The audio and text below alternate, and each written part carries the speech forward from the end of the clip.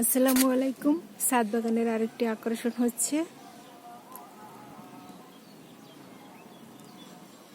পালং শাক। পালং শাক তো পুষ্টিগুণে ভরপুর, আমরা সবাই জানি।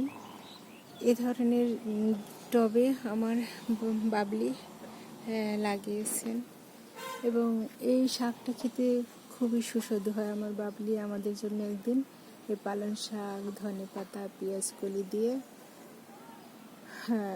স্যুপ বানিয়েছিল। খেতে দারুণ হয়েছিল এবং পুষ্টিগুণেও ভরপুর। এই শাকগুলো অনেক বড় হবে এবং দেখতে কত সুন্দর লাগে, দেখতেই ভালো লাগে। ছাদ বাগানে কোনো কিছু খেতে বা তুলতে, হারভেস্ট করতে আমার একটু ভালো লাগে না, আমার দেখতে খুব ভালো লাগে। এই যে বাতাসে দোলে এবং কতটা গ্রিন। থ্যাংক ইউ দেখার জন্য।